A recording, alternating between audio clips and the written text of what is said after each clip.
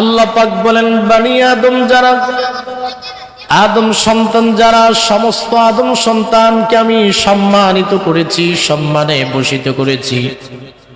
শুধুমাত্র বানি আদম হওয়ার কারণে আমি আল্লাহ তাআলা তাদেরকে সম্মান দিয়েছি। ইনসান যারা সবাই বানি আদম, আল্লাহ পাক বানি আদমের সম্মান এমন ভাবে দিয়েছেন, পৃথিবীতে যত চতুষ্পদ জন্তু জানোয়ার আছে, আমরা যে কুরবানি করি চতুষ্পদ জানোয়ার, সেই জানোয়ারের চামড়া আমরা ব্যবহার করি, ব্যবহারের উপযোগী করে। সেই চামড়া দাবাগত করার পরে সেটা আমরা পরিষ্কার করে সেটাকে প্রসেস করে সেটা বিভিন্ন প্রয়োজনীয় দ্রব্যাদি আমরা বানাতে পারি। আল্লাহ পাক সেটা আমাদের জন্য হালাল করেছেন।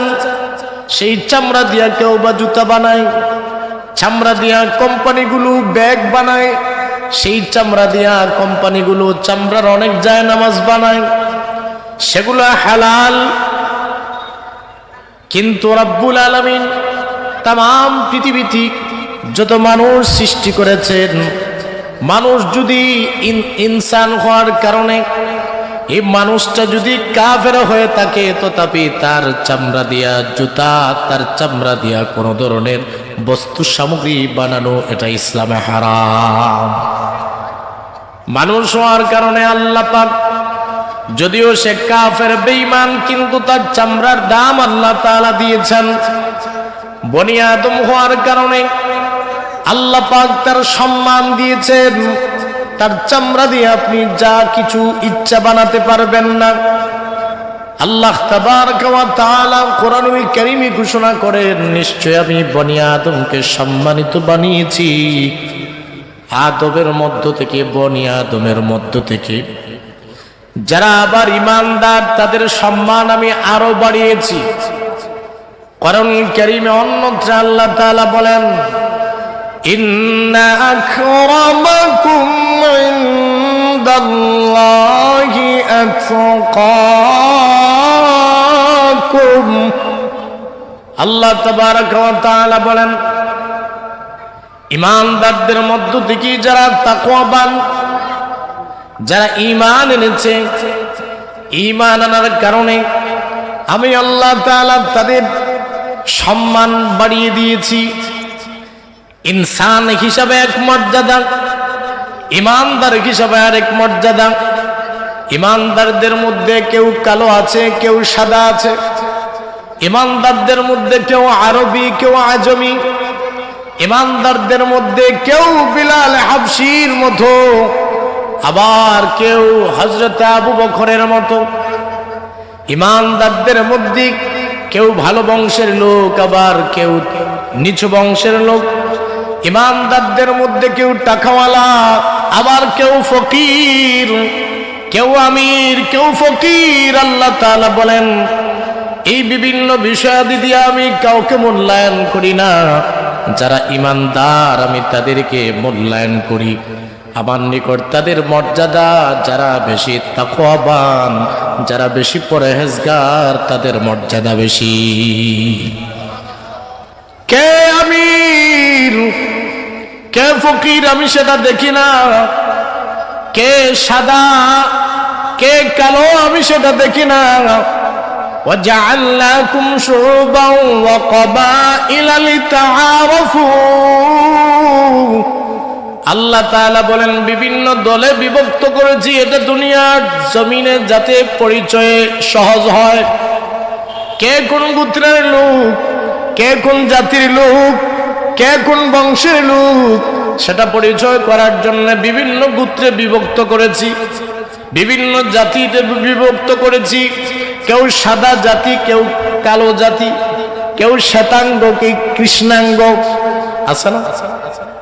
আমেরিকাতে এক শ্রেণী হচ্ছে শ্বেতাঙ্গ, সাদা গোষ্ঠী, আরেক শ্রেণী হচ্ছে কৃষ্ণাঙ্গ, কালো গোষ্ঠী। নাইজেরিয়ার মানুষ, জর্ডানের মানুষ, সুদানের মানুষ, এরা খুবই কালো। হাবশার মানুষ, আফ্রিকার মানুষ, এরা খুবই কালো। আল্লাহ পাক বলেন, কালো জাতি এবং সাদা জাতি বিভিন্ন দল, বিভিন্ন গোত্রে বিভক্ত করেছি দুনিয়াতে একটা পরিচিতির জন্য। ওয়াজআলনাকুম শুউবান ওয়া ক্বাবাইলা লিতাআরাফু, যাতে একজন আরেকজনকে পরিচয় করতে পারো। তবে আসল সম্মান তোমাদের বিভিন্ন বংশীয় মর্যাদা, বিভিন্ন ক্লাসিফিকেশন নয়। আল্লাহ পাক বলেন, ইন্না আকরামাকুম ইনদাল্লাহ, আল্লাহর নিকট তোমাদের মধ্যে তারাই সম্মানিত আতকাকুম, যার অন্তরে, যার কলবে যত বেশি তাকওয়া, যত বেশি পরহেজগারি, সেই আল্লাহ পাকের নিকট সম্মানী। সুবহানাল্লাহ। সুতরাং কেউ যদি ফকির হয়, তার অন্তরে যদি তাকওয়া থাকে, তার অন্তরে যদি রবের ভয় থাকে, তাহলে আল্লাহর নিকট তার মর্যাদা আছে না নাই? সে যদি ভ্যান চালক হতে পারে, রিক্সা চালক হতে পারে, সে একজন সিএনজি চালক হতে পারে, ফুটপাতের একজন ব্যবসায়ী হতে পারে, যদি রবের বিধিবিধান মেনে চলে এবং রবকে তার অন্তরে জায়গা দিতে পারে, রব তার মর্যাদা আরশে আজিমে উঠে নেবেন। সুবহানাল্লাহ। বেলাল হাবশি একজন কৃতদাস, উমাইয়া ইবনে খালফের দাস। হযরত বেলাল হাবশি মর্যাদা আছে না নাই? যারা বলেন আছে না নাই? যিনি আজান না দিলে মক্কাতুল মুকাররমায় রাত্র শেষ হয় নাই, যার আজান না হওয়ার কারণে সূর্য উদিত হয় না, যার জবান এত বেশি মকবুল, সম্মানিত সুদী, যার আমল আল্লাহ পাকের কাছে এত বেশি কবুল, তিন কালোকে আল্লাহ পাক এত মর্যাদা দিয়েছেন। তার মধ্যে একজন হচ্ছে বেলাল হাবশি, আরেকজন হচ্ছে হযরতে লুকমান, যার নামে আল্লাহ তাআলা কোরআনুল কারীমে সূরা নাযিল করেছেন।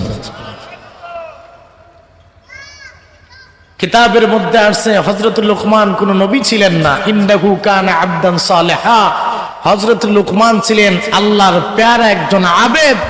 হযরত লুকমান খাটো প্রকৃতির ছিলেন, হযরত লুকমান বকরির রাখাল ছিলেন। সুবহানাল্লাহ পড়েন। হযরত লুকমান খুবই কালো ছিলেন। হযরত লুকমান আলাইহিস সালাতু ওয়াস সালাম, ওনার ঠোঁটগুলো ছিল মোটা মোটা। হযরত লুকমানের চেহারার আকৃতি ভালো ছিল না, নাকটা ছিল চ্যাপ্টা। এরপরেও আল্লাহ তাআলা হযরত লুকমানকে এত বেশি মর্যাদা, এত বেশি সম্মান দিয়েছেন, তার নামে কোরআনুল কারীমে পরিপূর্ণ একটা সূরা নাজিল করে বুঝায় দিলেন, আমার নিকট সম্মানিত হতে হলে ভালো বংশ মর্যাদার প্রয়োজন হয় না। আমার নিকট দামি, আমার নিকট ইজ্জতওয়ালা হতে হলে চেহারার আকৃতি, গায়ের রং ফর্সা এবং চেহারার বিভিন্ন গড় গঠন ভালো হতে হয় না। যার অন্তরে যত বেশি তাকওয়া, যত বেশি পরহেজগারি থাকবে, আমি আল্লাহ তাআলা তাকে তত বেশি সম্মানী বানায়া দেব। আরেকজন হযরত ওমরের আজাদকৃত দাস। এই তিনজন ছিলেন বড় কালো। এই তিনজনকে আল্লাহ তাআলা সম্মান দিয়েছেন। সুতরাং ইনসান হিসাবে আমাদের মর্যাদা আল্লাহর নিকট আছে না নাই? আবার ইমানদার হিসাবে ইনসানের মধ্যে যারা ইমানদার, ইমানদারদের মধ্যে যারা যত বেশি তাকওয়াবান, তাদের মর্যাদা আল্লাহর নিকট তত বেশি। সম্মানিত হাজিরিন, তো আল্লাহ পাকের দয়া, রহমানের দয়া, করুণাময়ের দয়া হচ্ছে আল্লাহ পাক যে আমাদেরকে ইনসান বানিয়েছেন। কি বানিয়েছেন? ইনসান বানিয়েছেন। কোরআন কারীমে আল্লাহ তাআলা বলেন, আর রহমান, আল্লাহ বলেন দয়াময় রহমান তিনি, করুণাময় তিনি। আল্লামাল কুরআন, কোরআন শিক্ষা দিয়েছেন যিনি, কোরআন শিক্ষা দিয়েছেন যিনি, করুণাময় হলেন তিনি। আওয়াজ দিয়ে বলেন না সুবহানাল্লাহ। খালাকাল ইনসান, রহমান হলেন তিনি, করুণাময় হলেন তিনি, দয়াময় হলেন তিনি। মানব সৃষ্টি করেছেন যিনি, সুবহানাল্লাহ। আল্লামাহুল বায়ান, রহমান হলেন তিনি, করুণাময় হলেন তিনি, বর্ণনা শিক্ষা দিয়েছেন যিনি, আপনার আবার ভিতরের কথাগুলো বলার মতো যোগ্যতা দিয়েছেন যিনি, তিনি হলেন রহমান। সুবহানাল্লাহ। এই কোরআনুল কারীমের 27 নম্বর পারা সূরাতুর রহমানে আল্লাহ তাআলা অসংখ্য অগণিত দয়ার কথা বান্দাদেরকে স্মরণ করায়া দেন। আমার বান্দারা, তোমরা রহমান চিনো না, আমি যে দয়াময় আল্লাহ, আমার দয়া তোমাদের প্রতি কি পরিমাণ তোমরা চিনো না, তোমরা জানো না, চিন্তাও করো না আমি কত দয়া কত অনুগ্রহ তোমাদের প্রতি করেছি রে বান্দা। আল্লাহ পাক বলেন রহমান হচ্ছেন তিনি, আমি আমার নিজের পরিচয় তোমাদেরকে জানিয়ে দিচ্ছি। কোরআন শিক্ষা দিয়েছেন যিনি, তিনি হলেন রহমান। কোরআনুল কারীমে সূরাতুর রহমানে আল্লাহ পাক 33 বার বান্দাদেরকে প্রশ্ন করেন, ফাবিআইয়ি আলাই রাব্বিকুমা তুকাযযিবান, আমার কোন কোন নিয়ামতকে তোমরা অস্বীকার করতে পারবা? আমি আপনাদেরকে জিজ্ঞেস করি, মাওলার এমন কোন নিয়ামত আমরা কি অস্বীকার করতে পারবো?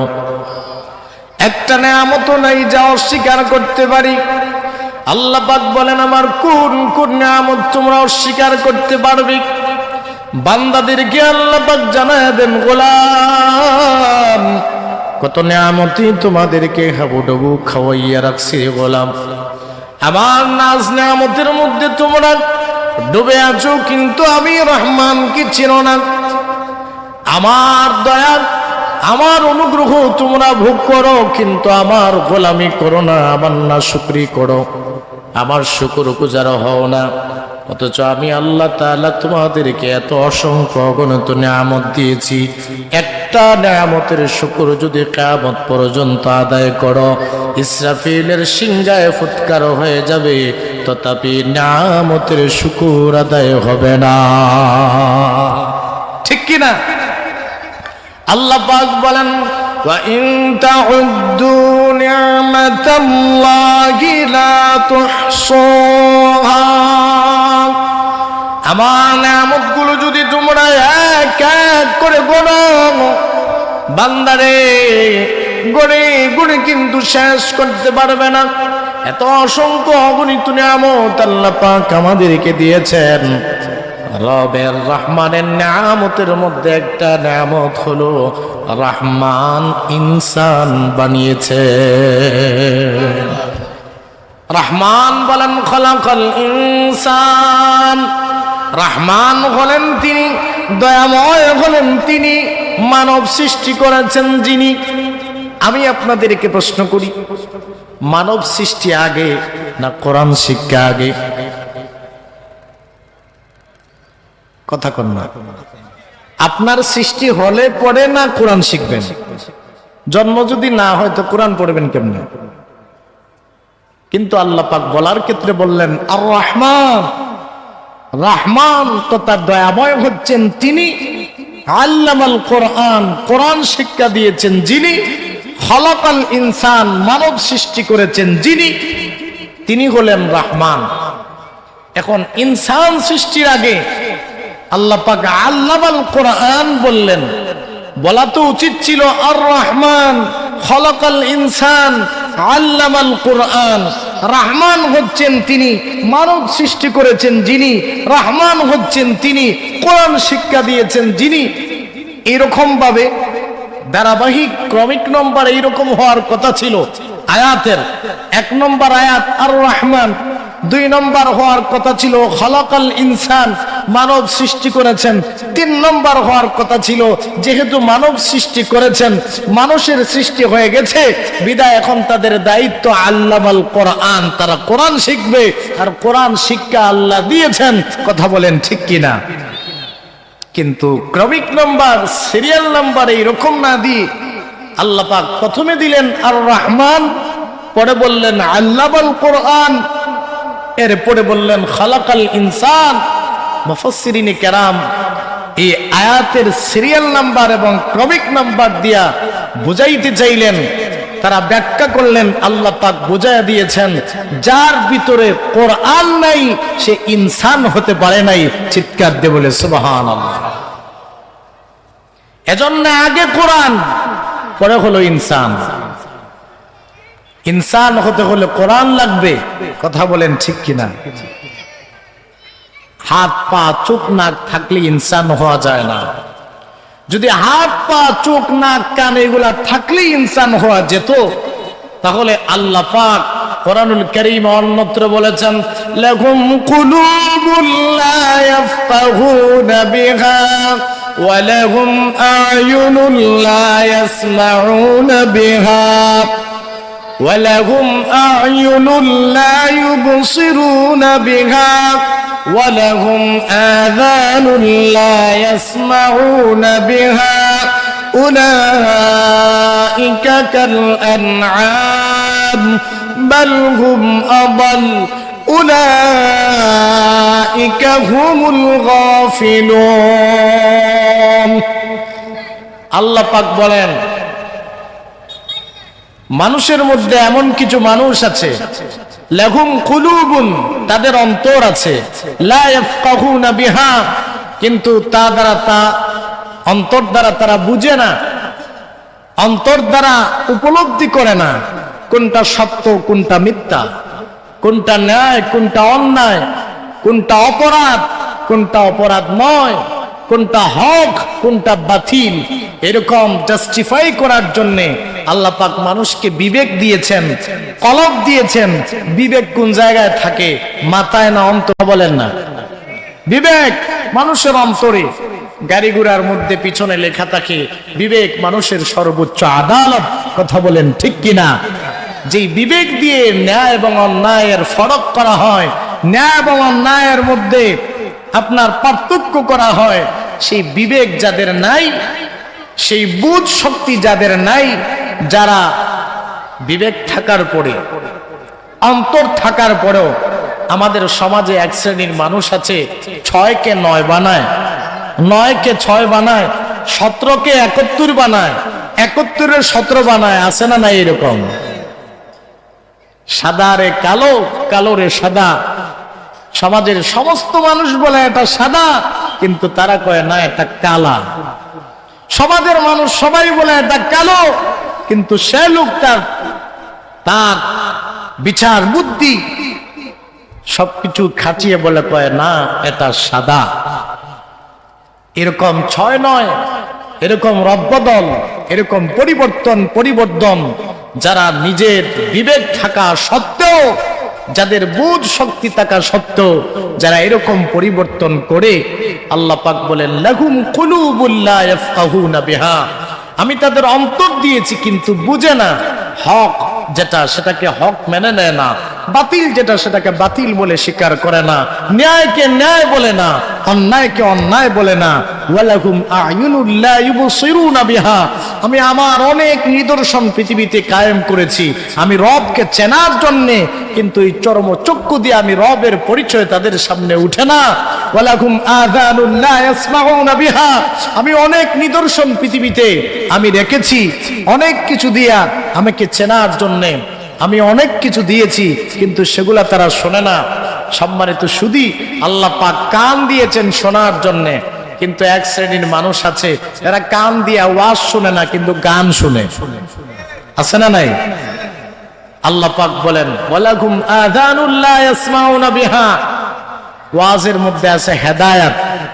কান দিয়েছি ওয়াজ শুনবে, ওয়াজ শুনে হেদায়েত নিবে, কিন্তু সেই কান থাকা সত্ত্বেও তারা হেদায়েতের বাণী শুনে না, শয়তানের বাণী শুনে। এরকম মানুষ আছে না নাই? তার কান তো ঠিক আছে, চোখ ঠিক আছে, অন্তর ঠিক আছে, কিন্তু আল্লাহ পাক বলেন উলাইকা কাল আনআম, এরা চতুষ্পদ জন্তু, জানোয়ার। তাহলে বোঝা গেল চামড়া, কর্ণ, হাত, পা, নাক এগুলা থাকলেই ইনসান হওয়া যায় না। কি হওয়া যায় না? ইনসান হওয়া যায় না। ইনসান হতে হলে কোরআন ভিতরে লাগে। ইনসান হতে হলে কোরআন লাগে। এই কথাটা বোঝানোর জন্য আল্লাহ পাক আগে কোরআনের কথা উল্লেখ করেছেন। আল্লামাল কোরআন, রহমান হচ্ছেন তিনি, কোরআন শিক্ষা দিয়েছেন যিনি, রহমান হচ্ছেন তিনি, মানুষ সৃষ্টি করেছেন যিনি। কারণ কোরআন শিক্ষা ছাড়া ইনসান হওয়া যায় না, এই জন্য কোরআনকে আল্লাহ পাক আগে এনেছেন। সুবহানাল্লাহ। সম্মানিত হাজিরিন, 2 নম্বর, আল্লাহ পাক কোরআনুল কারীমে যেহেতু রহমানের দয়ার কথা স্বীকার করলেন, বান্দাদের প্রতি আল্লাহ তাআলা যত নিয়ামত দিয়েছেন, যত ধরনের নাজ নিয়ামত, যত রহমত বারাকাত, যত অনুগ্রহ আবার আল্লাহ তাআলা দিয়েছেন, আল্লাহ পাক বুঝায় দিতে চান মানবের দৈনন্দিন জীবনে জন্ম মৃত্যু ইহকাল পরকালে আমি যত নিয়ামত দিয়েছি, তন্মধ্যে সর্বোচ্চ সর্বোৎকৃষ্ট একটা নিয়ামতের নাম হলো কোরআন। এই জন্য আল্লাহ পাক কোরআনের কথা আগে এনেছেন, কারণ এই কোরআনটা এমন একটা কিতাব, এই কোরআনটা মহাগ্রন্থ, এই কোরআন হলো ঐশী গ্রন্থ, মহাবিশ্বের মহাবিষয়। এই কোরআন এমন একটা আজীব কিতাব, এই কোরআনকে আল্লাহ কিয়ামত পর্যন্ত এই কোরআনের হেফাজতের দায়িত্ব নিজে গ্রহণ করেছেন। এটা কিয়ামত পর্যন্ত আল্লাহ নিজ হেফাজতে রাখবেন। এটা কোরআনের চিরন্তন মুজিজা। বন্ধুগণ আমার, কোরআন এমন একটা মুজিজা, এই কোরআন আল্লাহ তাআলা আপনাকে আমাকে দিয়েছেন। এই কোরআন আল্লাহ তাআলা দিতে চেয়েছিলেন পাহাড়ের উপর। আল্লাহ তাআলা বলেন, লাউ আনজালনা হাযাল কুরআনা আলা জাবালিন লারাআইতাহু খাশিআম মুতাসাদ্দিআম মিন খাশিয়াতিল্লাহ। আল্লাহ পাক বলেন, হাবিব, এই কোরআন যদি আমি পাহাড়ের উপর নাজিল করতাম, আপনি লক্ষ্য করতেন, লারাআইতাহু, আপনি তা দেখতেন কোরআনের লোডে, কোরআনের বাড়ে পাহাড় তুলার ন্যায় ধনা ধনা হয়ে পাহাড় উড়ে উড়ে যেত। কারণ কোরআনের এমন লোড আছে না নাই? সুবহানাল্লাহ বলেন, আছে না নাই? কোরআনের এত পাওয়ার, কোরআনের এত লোড। কোরআন আল্লাহ পাক পাহাড়ের উপর নাজিল করতে চান, পাহাড় নেয় না। কোরআন আল্লাহ পাক নাজিল করতে চান আসমানের উপরে, আসমান গ্রহণ করে না। জমিনের উপরে কোরআন নাজিল করতে চান, কিন্তু জমিন কোরআনের দায়িত্ব নেয় না। এরপরে কোরআনটা বহন করেছে ওয়াহামালাল ইনসান, কোরআনের দায়িত্ব বহন করেছে ইনসান। যেই ইনসান কোরআনের দায়িত্ব বহন করেছে, এই কোরআনওয়ালা ইনসান স্বাভাবিক ইনসান থাকবে না। আল্লাহ পাক বলেন, কোরআন নাজিল হয়েছে জমিনে, এই কোরআনের এক প্রান্ত হলো আসমানে আরশে আজিমে, আরেক প্রান্ত হলো জমিনে। যে ইনসান কোরআন বহন করেছে তার মর্যাদা জমিনে থাকবে না, আমি আল্লাহ টেনে টেনে আরশে আজিমে উঠে নেব। আবার বন্ধুগণ, কোরআনের ধারক বাহক যারা হয়ে যায় তাদের সম্মান মর্যাদা আছে না নাই? আপনাদেরকে চাক্ষুষ প্রমাণ দিই। আজকে আমি যদি কোরআনের কিছু ইলম, কোরআনের সামান্যতম ইলম যদি আমার ভিতরে না থাকতো, তাহলে আমার পরিচয় হতো শুধু নোমান। আমার নাম মোহাম্মদ নোমান। কোরআনের কোনো ইলম যদি না থাকতো, হাদিসের কোনো ইলম যদি না থাকতো, তাহলে আমার গ্রামের মানুষেরা আমাকে শুধু নোমান বলে ডাকতো। আর কোরআনের ইলম যদি আমার ভিতরে না থাকতো, তাহলে আজকে আমি এই চেয়ারে বসে কথা বলার যোগ্যতা রাখতাম না। আপনারা আমাকে দাওয়াত করতেন না। আমার যে আপনাদের এই মসজিদ এবং মাদ্রাসার দায়িত্বশীল হাফিজ মোহাম্মদ বুরহান আহমদ ভাই, উনি আমাকে দাওয়াত করেছেন। যদি কোরআন আমার ভিতরে না থাকতো, ওনার সাথেও পরিচয় হয়েছে কোরআনের সুবাদে, আপনাদের সাথে সাক্ষাৎ হচ্ছে কোরআনের সুবাদে, এই 4 বসে কথা বলার মতো তৌফিক আল্লাহ দিয়েছেন কোরআনের সুবাদে। সুতরাং কোনো বুজুর্গি আমার নাই, কোনো ক্যাপাসিটি আমার নাই, কোনো মর্যাদা আমার নাই, কোনো ক্ষমতা আমার নাই, সব কোরআনের আল্লাহ প্রদত্ত। কথা বলেন ঠিক কিনা? সুতরাং কোরআন মানুষের মর্যাদা বাড়ায় না কমায়? বাড়ায়। বাস্তব আপনাদের সামনে নাজির। এই কোরআনের ইলমের ধারক বাহক যারা, তারা এই চেয়ারে বসে কথা বলবে, তারাই মসজিদের মিম্বরে বসে কথা বলে। বাংলাদেশের সর্বোচ্চ পার্সন যারা, প্রধানমন্ত্রী বলেন অথবা রাষ্ট্রপতি বলেন, ঢাকা বাইতুল মোকাররম মসজিদে, এই যে মসজিদে যে সর্বোচ্চ আসন, যেই মিম্বর থাকে, ওখানে রাষ্ট্রপতি কি খুতবা দেয়? কথা বলেন। আব্দুল হামিদ খান আগে যে রাষ্ট্রপতি ছিলেন কিশোরগঞ্জের, বর্তমানে রাষ্ট্রপতি শাহাবুদ্দিন সাহেব, ওনারা বাইতুল মুকাররমে জুমা পড়লে ওনাদের আসন নিচে আর ইমাম সাহেবের আসন উপরে। কথা বলেন ঠিক কিনা?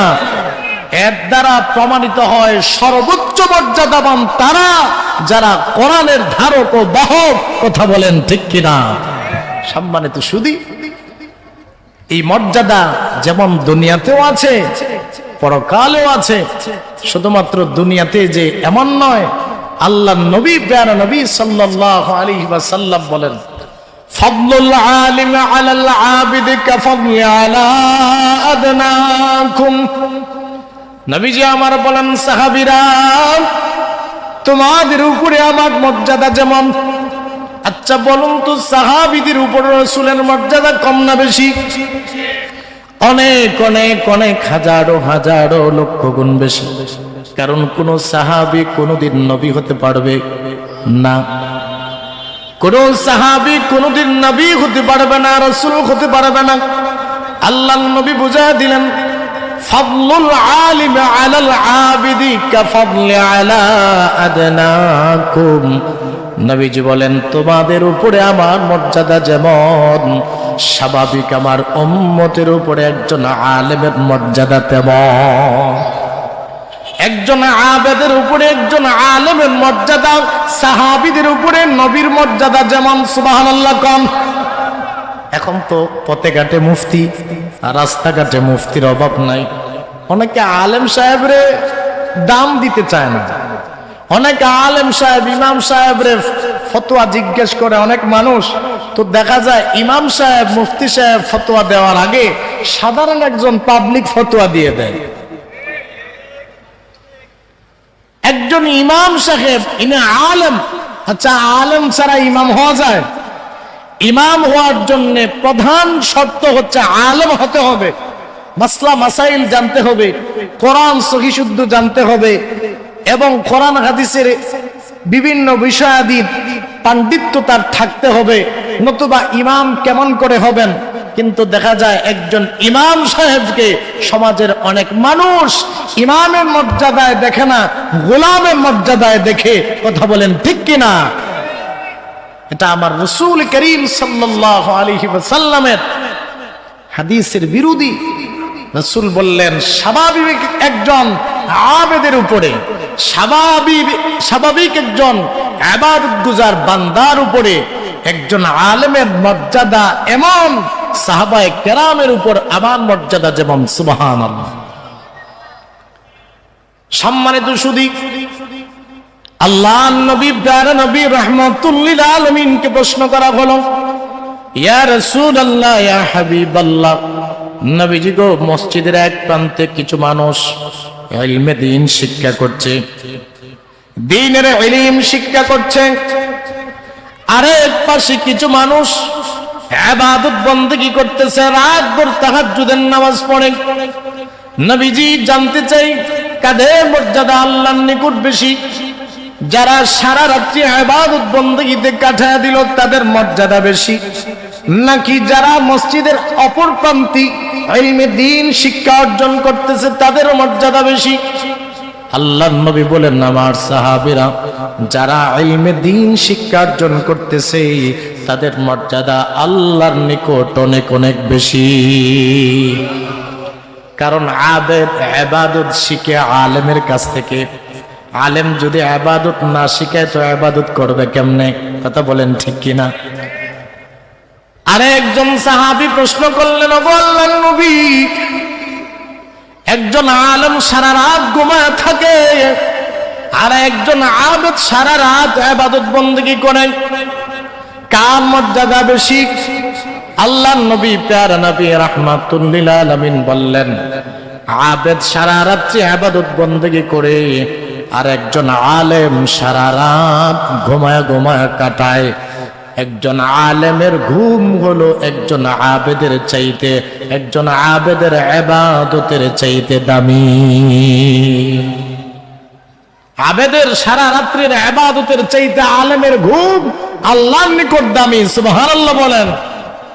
আলেমের এত মর্যাদা। সাহাবীরা প্রশ্ন করলেন, কারণ কি? নবীজি বললেন, আলেম যদি রাত্রিবেলা না ঘুমায় তো দিনের বেলা ইলম প্রচার প্রসার করবে কেমনে? দিনের বেলা ইলমের মেহনত মশক্কত হবে কেমনে? দিনের বেলা ইলমের প্রচার প্রসার বিস্তার ঘটাতে হলে রাত্রিবেলা আলেমকে ঘুমাতে হবে, নতুবা ফতোয়াতে ভুল ফতোয়া এবং কোরআন হাদিসের ইলমেতে বেড়াচেরা হবে। কথা বলেন ঠিক কিনা? সম্মানিত হাজিরিন, এজন্য রাসূল করিম সাল্লাল্লাহু আলাইহি ওয়াসাল্লাম আরেকটা হাদিসে বলেন, ওয়া ইন্না ফাদলাল আলিম আলাল আবিদে কাফাদলিল কমারি লাইলাতিল বদরি আলা সাইরিল কাওয়াকিব। মুসলিম শরীফের বর্ণনা। আল্লাহর নবী প্যারা নবী রাহমাতুল লিল আলামিন বললেন, আকাশে তারকারাজির উপর পূর্ণিমার চাঁদের মর্যাদা যেমন আমার স্বাভাবিক সাধারণ উম্মতের উপর একজন আলেমের মর্যাদা তেমন। সুবহানাল্লাহ। আলেমের কি পরিমাণ দাম, কি পরিমাণ মর্যাদা। তবে আলেমও সে আলেম, আমার মতো টুপি পাঞ্জাবি দাড়ি রেখা যে আলেমের ভেষ ধরছে এমন আলেম নয়। আলেমও হতে হবে সেই আলেম যে আলেমের চেহারা দেখলে গুনাহ মাফ হয়, যে আলেমের চেহারা দেখলে আখিরাতের কথা মনে পড়ে, যে আলেমের কথা শুনলে মানুষের দিলের পরিবর্তন হয়, যে আলেমের চেহারা দেখলে জাহান্নামীরা জান্নাতের রাস্তা ধারণ করে, সেই রকম আলেমের মর্যাদা আকাশের তারকার সমতুল্য। চিৎকার দিয়ে বলে সুবহানাল্লাহ।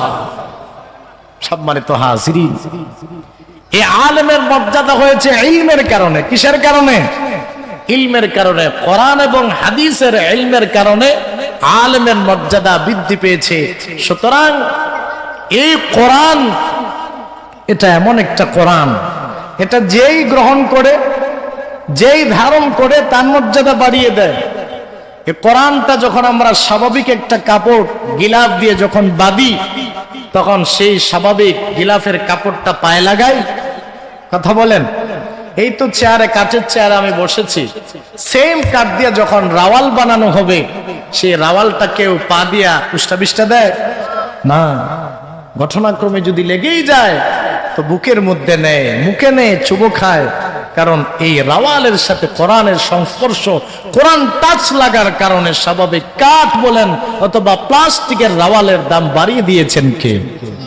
আচ্ছা, আমি আপনাদেরকে জিজ্ঞাসা করি, প্লাস্টিকের একটা কাঠ, প্লাস্টিকের একটা রাওয়াল অথবা কাঠের একটা রাওয়াল কোরআনের সাথে টাচ লাগার কারণে যদি দাম বেড়ে যায়, তাহলে শ্রেষ্ঠ সৃষ্টি মানুষ যদি কোরআনের সাথে সম্পর্ক লাগায় তো দাম বাড়বে না কমবে? জোরে বলেন, বাড়বে না কমবে? বাড়বে। সম্মানিত সুধী, তো কোরআন মানুষকে প্রকৃত মানুষ বানায়। কোরআন ইনসানকে প্রকৃত ইনসান বানায়। কারণ কোরআনের ভিতরে আছে নূর। কোরআনের ভিতরে আছে কি? নূর। কোরআনের ভিতরে আছে হেদায়েত। আল্লাহ কোরআনকে মানব জাতির হেদায়েতের জন্য পাঠিয়েছেন।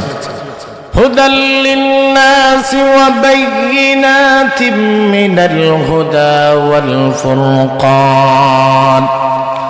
আল্লাহ পাক বলেন, কোরআন নাযিল করেছি শুধুমাত্র ঈমানদারদের হেদায়েতের জন্য না। এই কোরআন যদি একজন কাফির মুশরিক যদি কোরআন গবেষণা করে, তাহলে সে কোরআন থেকে হেদায়েত পাবে। যে হেদায়েত পেয়েছে ডক্টর মরিস বুকাইলি, অনেক বড় সমাজ বিজ্ঞানী ডক্টর মরিস বুকাইলি কোরআন থেকে হেদায়েত পেয়েছে। কোরআন থেকে হেদায়েত পেয়েছে খ্রিস্টান অনেক বড় আলেম মাইকেল আইচার্ড, দি 100 কিতাব লিখেছে, 100 মনীষীর জীবনী। তন্মধ্যে সর্বপ্রথম নাম্বার 1 100 মানুষের জীবনী লিখে সর্বপ্রথম যার নামটা সিরিয়াল নাম্বার 1 দিয়েছে তিনি হলেন মুহাম্মদুর রাসূলুল্লাহ সাল্লাল্লাহু আলাইহি ওয়াসাল্লাম। কোরআন থেকে যুগে যুগে অনেক সায়েন্টিস্ট, অনেক বিজ্ঞানিক, অনেক দার্শনিক, অনেক ফিলোসফার, অনেক ধরনের ডাক্তার, অনেক খ্রিস্টান, অনেক ইহুদি কোরআন থেকে হেদায়েত পেয়েছে। এই কোরআনের মধ্যে আল্লাহ পাক হেদায়েত রেখেছেন। আল্লাহ পাক বলেন শুধুমাত্র মানব জাতি, শুধুমাত্র ঈমানদারদের জন্য কোরআন আগমন করে নাই, হুদাল লিন্নাস, কোরআনটা হলো সমগ্র কিয়ামত পর্যন্ত আগত সমস্ত মানুষের জন্য হেদায়েতকারী। কোরআনটা হলো বাইয়িনাতিম মিনাল হুদা ওয়াল ফুরকান। এই কোরআন সত্য মিথ্যার মধ্যে পার্থক্য করে, কোনটা হক কোনটা বাতিল, কোনটা সত্য কোনটা মিথ্যা। কোরআন মানুষের চোখে আঙ্গুল দিয়ে দেখিয়ে দেয়, কারণ কোরআন বলে ইনসাফ কায়েম করার জন্যে। ইনসাফ এটা হলো ন্যায়সঙ্গত বিষয়। কোরআন বলে ওজনে কম দিও না। কোরআন বলে ওয়ালা তাকুলু আমওয়ালাকুম বাইনাকুম বিল বাতিল। কোরআন বলে অন্যায়ভাবে কারো সম্পদ আত্মসাৎ করো না, কারণ সেটা অন্যায় কাজ। কোরআন বলে ন্যায় কাজ করো। কোরআন বলে সৎ কাজের আদেশ দাও, অসৎ কাজে বাধা প্রদান করো। কোরআন বলে তোমরা ন্যায়ের পক্ষ অবলম্বন করো, অন্যায়ের পক্ষ সমর্থন করো না।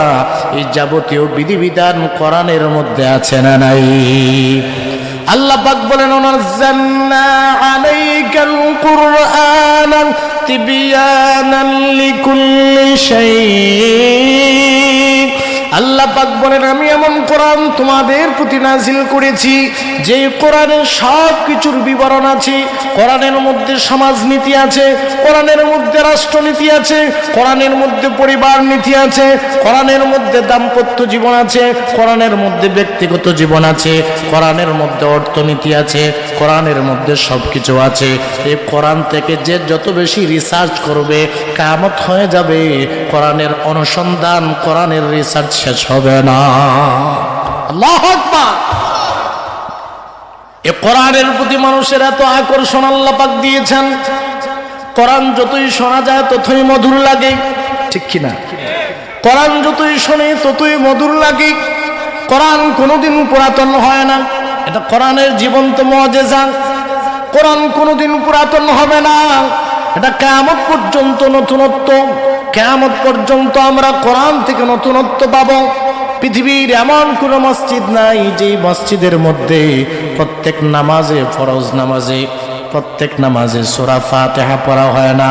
এমন কোনো মসজিদ নাই যে মসজিদের ইমাম সাহেব মাগরিবের নামাজ, এশার নামাজ, ফজরের নামাজে জুড়ে জুড়ে সূরা ফাতিহা পড়ে না। পড়ে কিনা? কোন মুসল্লি কি কয় হুজুর এক সূরা দিন দিন পড়েন, এটা শুনতে শুনতে আর ভাল লাগে না, বন্ধ করেন? বলে না, বলবে না। কারণ ইমাম সাহেবের কণ্ঠস্বর যদি ভালো নাও হয়, এরপরে কোরআনের মধ্যে এমন মাধুর্য, কোরআনের মধ্যে আল্লাহ পাক এত সুন্দর ছন্দ এবং এত সুন্দর সুন্দর বাক্য আল্লাহ পাক কোরআনের মধ্যে দিয়েছেন। কোরআন যত শোনা যায় ততই মধুর লাগে।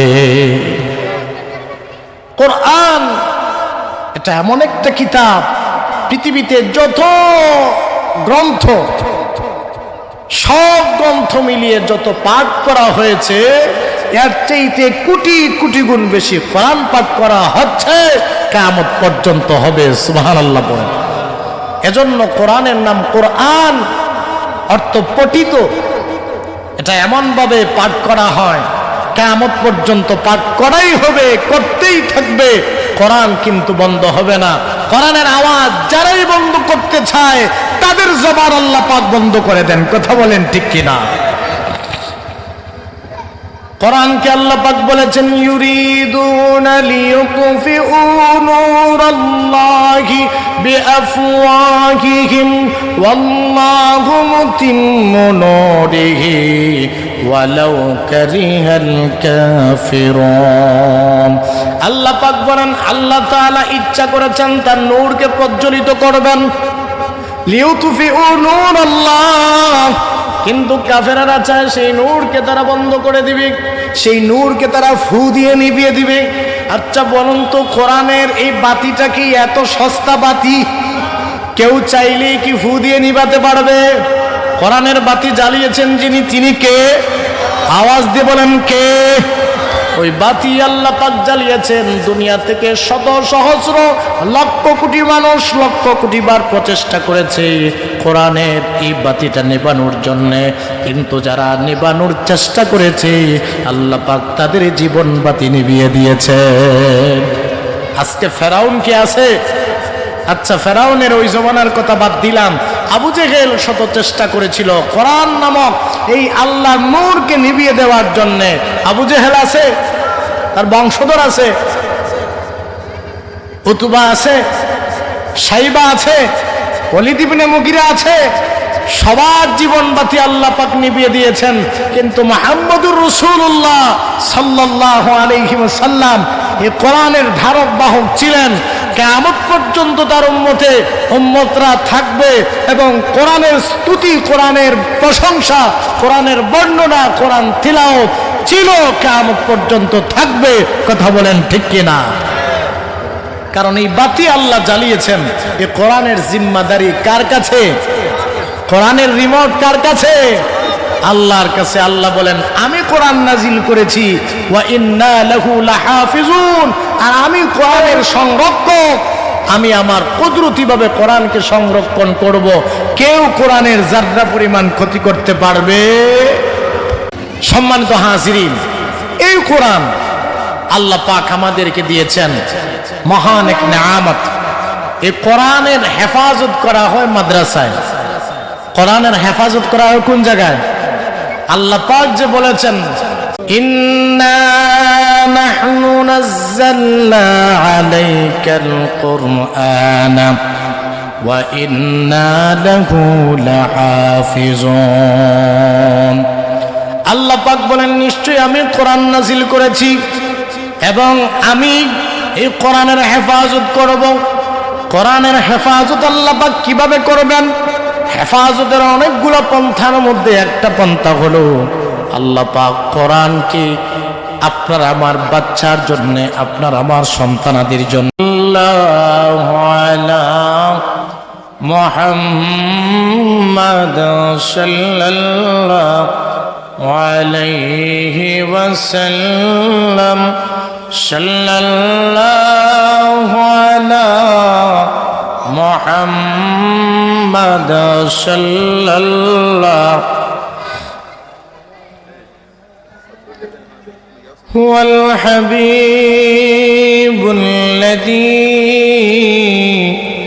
তুরজা শাফাআতুহু লিকুল্লি হাওলিম মিনাল أحوال مقتحمي صلى الله محمد صلى الله صلى الله على محمد صلى الله عليه। সম্মানিত সুধী, আমরা কোরআনুল কারীমের মর্যাদা, কোরআনুল কারীমের শ্রেষ্ঠত্ব সম্পর্কে আলোচনা শুনতেছিলাম। কোরআন এমন একখানা কিতাব, এই কিতাবের সাথে সম্পর্ক যাদের, তাদের মর্যাদা আল্লাহ পাক বাড়িয়ে দেন। কোরআন হচ্ছে নূর।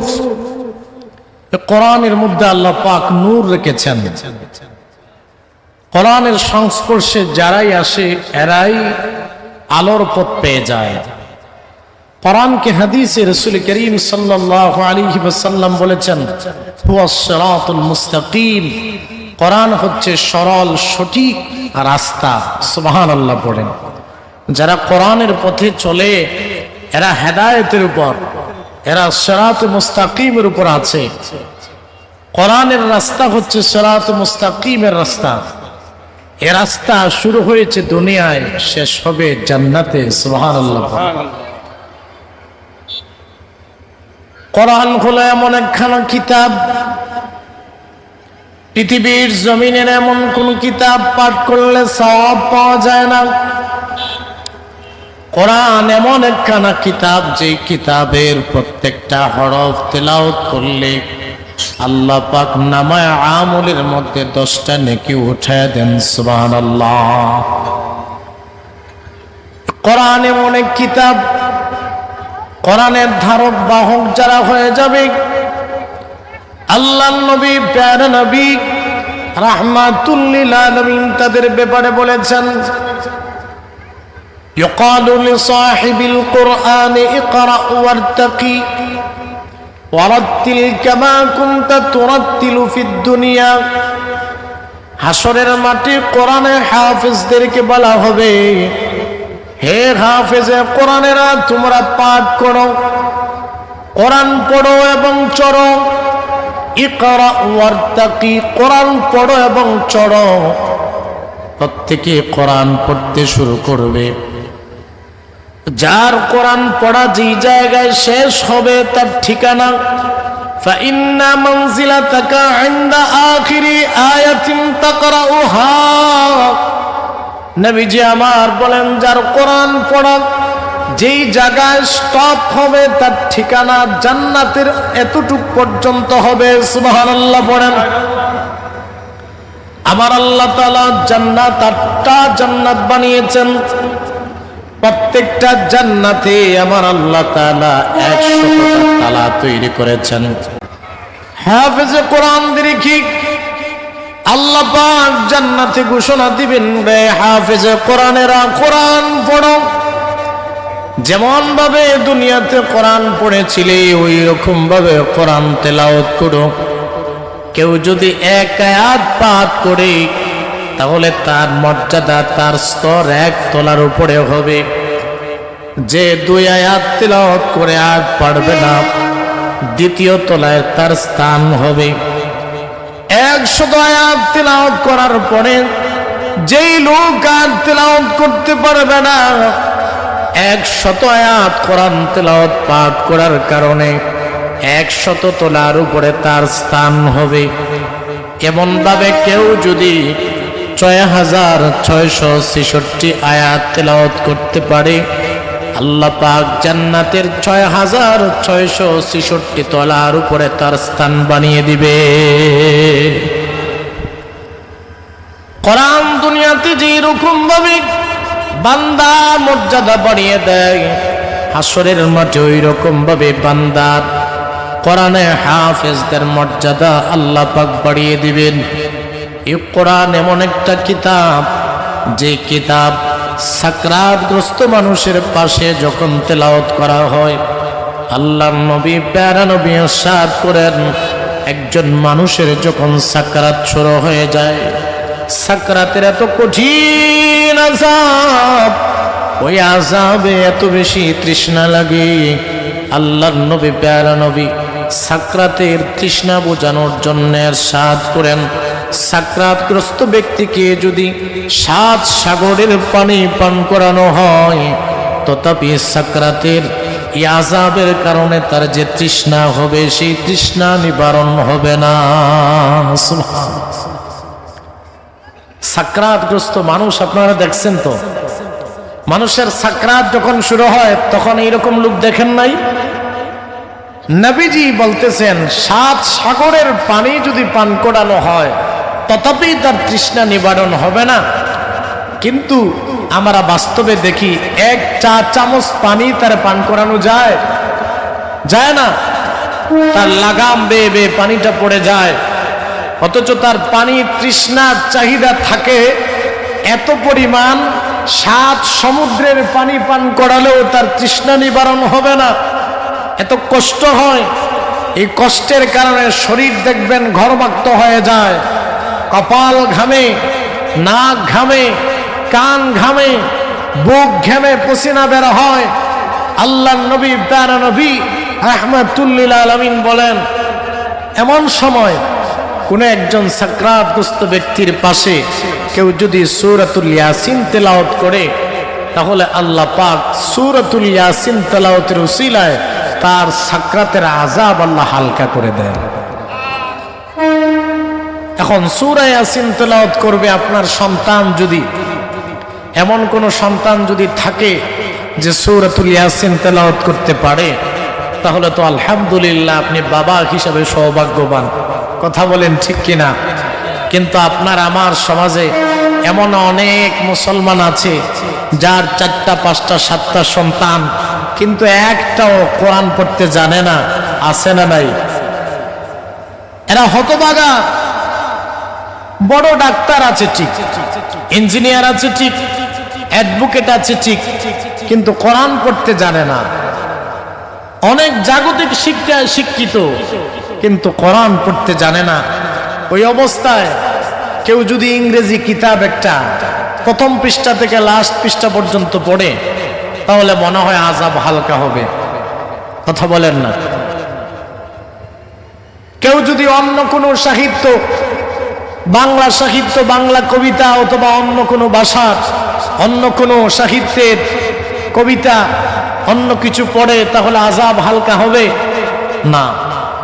মরণকালে এই কঠিন বিপদের সময় যখন আপনার সামনে সূরাতুল ইয়াসিন তেলাওয়াত করা হবে, এই কঠিন বিপদের মুহূর্তে যে সূরার তেলাওয়াতের কারণে আপনার আযাবটা হালকা হয়ে যাবে, সেটাই তো আপনার মরণের ঘাটে আপনার অনেক বড় একটা সাহায্য। কথা বলেন ঠিক কিনা? এজন্য একটা সন্তানকে কোরআনের হাফেজ বানাবেন। আপনি বাবা হিসাবে চেষ্টা করবেন আপনার বাচ্চাটারে কোরআন পড়ানোর জন্য। বাবা হিসাবে দায়িত্ব হলো বাচ্চাটারে মাদ্রাসায় দিবেন, কোরআন পড়াবেন, কোরআনের আলেম বানাবেন, কোরআনের হাফেজ বানাবেন। আল্লাহ পাক যদি তার তাকদীরের মধ্যে কোরআন লিখে থাকে, আল্লাহ পাক যদি তাকে কোরআনের জন্য চয়েস করে থাকে, তাহলে আল্লাহ পাক সেই বাচ্চাকে কোরআনের হাফেজ বানাবেন, আলেম বানাবেন।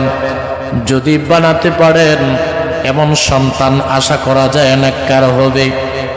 যেই সন্তান কোরআনের হাফেজ, যেই সন্তান কোরআনের আলেম, সেই সন্তানগুলোই 5 ওয়াক্ত নামাজ পড়ে।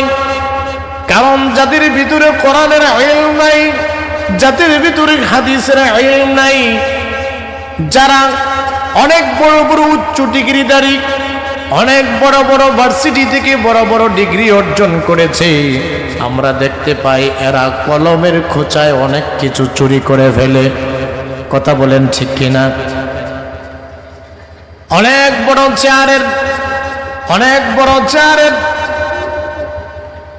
চেয়ারের অফিসার, অনেক বড় চেয়ারের মালিক, যে চেয়ারে বসে বসে শুধু সিগনেচার দেয়, যার একটা সিগনেচারে অনেক কিছু ওলট পালট হয়ে যায়। বাংলাদেশের কিছুদিন আগে যে করুণ পরিণতি ঘটল, অনেকেই দেশে আছে, অনেকেই দেশ ছেড়ে পালিয়েছে। কথা বলেন ঠিক কিনা? আপনারা বলেন তো, এরা কোন মসজিদের ইমাম সাহেব? যারা বাংলাদেশের এই 12টা বাজিয়েছে, এরা কোন মসজিদের ইমাম সাহেব? এরা কোন মাদ্রাসার উস্তাদ, কোন মাদ্রাসার প্রিন্সিপাল? কিন্তু এরা সবাই শিক্ষিত না অশিক্ষিত? এরা সবাই বড় বড় ডিগ্রিধারী, বড় বড় ডক্টর, পিএইচডি হোল্ডার। অনেকেই বিশ্ববিদ্যালয় থেকে বড় বড় ডিগ্রি অর্জন করেছে, কেউ বা বিদেশ থেকে বড় বড় ডিগ্রি অর্জন করেছে, কিন্তু কোরআনের শিক্ষা তার ভিতরে না থাকার কারণে এরা প্রকৃত মানুষ হতে পারে নাই। এরা মানুষের হক তাবাই করে এখন দেশ থেকে পালিয়েছে।